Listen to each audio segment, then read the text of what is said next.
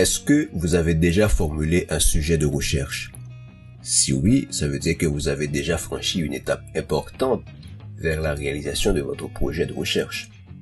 Maintenant, la prochaine étape, la plus importante, c'est de commencer par prendre connaissance de ce qui existe déjà sur ce sujet. Quels sont les travaux qui ont déjà été réalisés en rapport avec ce thème ou ce sujet que vous avez formulé. C'est là toute l'importance de la revue de littérature. Et la revue de littérature, c'est cet exercice qui vous permet d'emmagasiner rapidement de nouvelles connaissances sur un sujet donné. Et dans certains cas, ça permet d'éviter de refaire une recherche qui a déjà été réalisée. Donc, après avoir formulé votre sujet, il faut prendre le temps de vous documenter sur la définition des concepts, les débats liés aux concepts clés qui entrent dans la formulation de votre sujet. Continuons notre réflexion en nous posant donc la question pourquoi? Pourquoi est-il nécessaire de faire une revue de littérature? Eh bien, comme je l'ai dit, ça permet justement de prendre connaissance de ce qui est déjà écrit sur votre sujet. Prenons par exemple ce sujet, les obstacles légaux à la lutte contre l'impunité en Haïti au regard de la protection des droits de l'homme.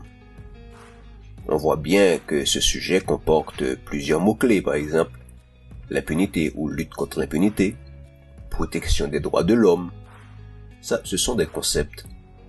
Et il est impossible d'entamer le travail, votre travail de recherche, sans effectuer préalablement une réflexion critique sur ces mots-clés. D'une part, il faut avoir une définition claire des principaux concepts, et d'autre part, il faut prendre connaissance également de ce qui a déjà été écrit, c'est-à-dire les débats qui sont en cours, les principales approches théoriques qui ont rapport avec ce thème, ou bien ces concepts clés. Et là, je pense rapidement à cette réflexion de Beau qui a écrit, et je cite que si vous avez 1, 2 ou 3 mots-clés dans l'intitulé de votre sujet, une première réflexion critique sur leur définition doit vous permettre de dégager le contenu que vous leur donnez. De même, vous devez très rapidement avoir fait le tour des débats qui concernent le champ sur lequel vous travaillez pour dégager les lignes de clivage, les axes de réflexion qui concernent ce champ.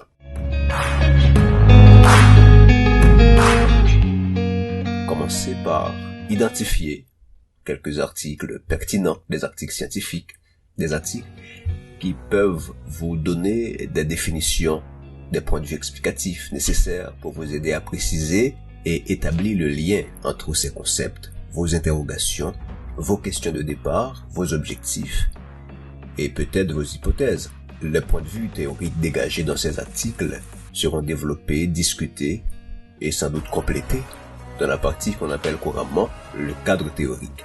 Et à partir de là, vous pouvez multiplier les recherches. C'est le moment de mettre en pratique tout ce que vous avez appris comme technique de recherche documentaire. Rendez-vous à la bibliothèque, effectuez des recherches sur Internet.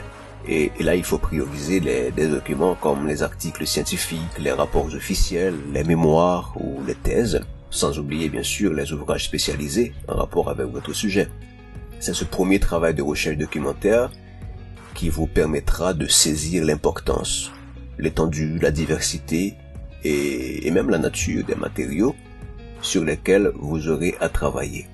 Si les thèmes, les concepts qui vous intéressent ont intéressé des chercheurs avant vous, donc vous allez trouver beaucoup de travaux, de publications, il faudra faire une sélection. Donc il faudra sélectionner parmi tout ce que vous avez pu trouver dans la bibliothèque sur Internet, les documents que vous jugez les plus pertinents pour votre travail. Une fois sélectionné, il va falloir faire une lecture active de ces documents. La lecture active, c'est cet exercice qui vous permet de faire une synthèse critique de ces publications en vue de la construction de votre cadre théorique. Et nous aborderons un peu plus loin les techniques de lecture, mais déjà, je peux vous dire, en lisant activement n'importe quel document, l'une des choses les plus importantes, c'est de réussir à garder la mémoire de vos lectures. Parce qu'il n'y a rien de plus irritant que d'être obligé de parcourir plusieurs documents pour retrouver la source de vos informations. Parfois, vous prenez des notes, mais vous ne savez pas où vous avez pris ces notes, vous avez lu un document, vous n'avez pas retenu l'essentiel, donc il faut soulager votre mémoire en organisant justement la mémoire de vos lectures.